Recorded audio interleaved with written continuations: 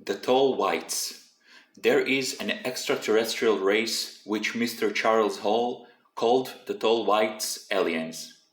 The origins of this race is from the stars near the star Arcturus. Some of them stand more than 8 feet tall, run 40 miles per hour, and live for 800 years. They speak like a dog barking or a bird chirping. They write similar to Egyptian hieroglyphics and have learned English quite easily. They have large blue eyes that wrap part way around their heads. They also have small noses and tiny ears pressed tight to their scalps. Their thumbs are small with 4 long, slender fingers. Their skin is completely white, like chalk. They all have thin, straight blonde hair. Their hips are shaped like ours, but they walk quite differently since they are used to a stronger gravity pull. They typically can be seen wearing aluminized chalk white jumpsuits, resembling a canvas-like fabric with gloves of the same material and an open white motorcycle helmet. What's so unusual is this suit emits a 3-inch field of white fluorescent light. The intensity of this light is varying from soft to bright. This brightness can easily hurt the human eye. They are also extremely intelligent and process information speed several times faster than humans. They have individual talents, differing intellectual capabilities, and physical traits. Some are teachers, some are pilots, some are workers, and some are leaders. Their normal speech sounds like a dog barking or a meadowlark singing. However, some tall whites can mimic human speech and in fact carry on normal conversations with humans. Some have demonstrated an ability to imitate specific humans so well that the imitation cannot be detected when used over a telephone. They also can use a device that projects speech so that it is heard by humans within their head. This works only over a short range and requires the human to turn the head sideways to the tall white. The device is also a language translator. According to its settings, from time to time, Hall was occasionally able to overhear tall whites conversing among themselves as though they were speaking English. They like to recreate, procreate, and their children, considerably shorter in size, are fun-loving, energetic, and inquisitive. The children enjoy hide and seek, but they also like to play catch with soft objects, since their bodies are frail and bruise easily. The mothers are highly devoted to their children to the nth degree, existing solely for the purpose of meeting the needs of their offspring. Although they are highly individualistic, one similar characteristic is they all have white, chalky complexions, very white, chalky complexions. For this reason, they have been called the Tall Whites. Every tall white adult carries a pencil-like weapon that can be said to stun, kill, immobilize, or hypnotize humans. It can also be administer severe pain, and they frequently use it to discipline people who act in a way that annoy, frighten, or endanger them. The weapon's actions and effects are accomplished by varying the frequency of focused microwaves to interact with specific ions in the human body. Although their technology is quite beyond ours at this time, evidence suggests that by other and less tangible measures, like wisdom, intelligence, and moral stature, they might be quite comparable to humans.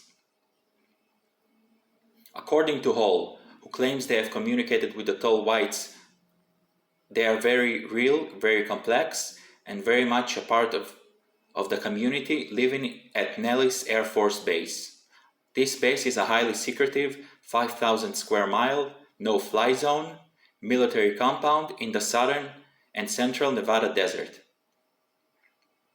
Nellis Air Force Base is so secret, so secluded, and so guarded by the military police, according to Hall, any attempt to enter or attempt to locate the tall whites who live under the sand dunes in concrete and steel bunkers would be like committing suicide. You cannot go hunting for them or approach them. They have to come to you. And the children are especially curious by nature, said Hall from his home in Albuquerque, New Mexico, saying he hasn't attempted contacting the tall whites since his tour of duty ended in the Air Force in 1967, when he left to serve in Vietnam. He tells it was a traumatic experience being isolated in the desert alone with someone so different and obviously more advanced than us. At first, I thought I was going insane, but I learned over time how to communicate, how to approach them, and to never try to force them to do anything. Their nervous system operates very quickly, and they are very protective and very suspicious of our intentions. Hall's out-of-this-world recollections are not a product of an overactive imagination or drug-induced hallucinations, but from personal experiences and actual face-to-face contacts with the tall whites, while stationed at Nellis Air Force Base from 1965 to 1967.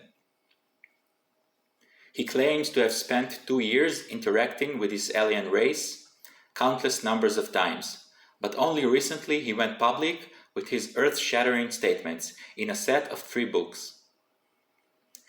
I just decided to wait all those so as not to jeopardize the well-being of my children while they were in school, said Hall, adding the accounts in his books are true with only names and places changed to protect the innocent. Along the way, I confided with my wife and friends, but now that the children are on their own and grown up, I've decided to tell my story to the public.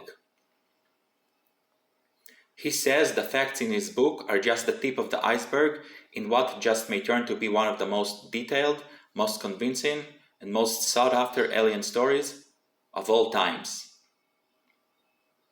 As previously mentioned, the tall whites can grow to be over 7 feet tall. However, most of the adults in the first half of their lives usually range in size from 5'10" to 6'5". Their lifespan is 10 times greater than ours, said Hall, adding that it takes them 10 times longer to heal as well. The tall whites do not age as we do, but at about 400 Earth years, they undergo a second stage of growth, eventually reaching about 8 feet tall. Then they die of an organ failure at an age of approximately 800 years. Since on their planet days are longer, so are their sleeping patterns, usually staying awake for 2 Earth days and then followed by sleeping the same amount of time. Hall said he learned very little about the origin of the tall whites during his 2-year encounter. He says they really shared very little about their history and origins. However, one incident took place with a tall white called the Teacher, which revealed they may have come from near the star Arcturus, about 36 light years away. How do they travel? Hall witnessed 3 different types of spacecraft ranging in size from a small nuclear-powered scout craft and a large interstellar craft able to travel faster than the speed of light. This large black craft was approximately 70 feet high and 360 feet long. Hall said the technology of the small crafts was shared with the military, but the large craft remains a mystery. Regarding their hangar and living facilities, Hall added, I was able to observe the repair facilities from a short distance, and to the best of my knowledge, I'm the only person to have been allowed to view those facilities. The American generals would do anything to maintain good relations with the tall whites in order to get their technology, said Hall, who maintains he saw them together many times and even sat together across the negotiating tables. The exchange was done on the basis of what would benefit the tall whites, and they sometimes participated in classified meetings, helping with technology development. What do they eat? Hall said the military definitely supplied the tall whites with any type of food requested, but noticed them carrying prepared bags of what looked like a mushroom pudding.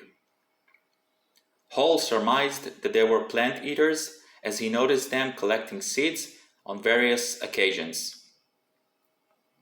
They are not meat eaters, that I know for sure, he added. The food that I saw packaged and sealed in plastic bags on the scout craft looked like mushroom pudding. I was told by one of them it was prepared primarily for the children or for when they were out in the desert hiking. I was also told it wasn't a good idea to eat their food as it would have adverse effects on the human body,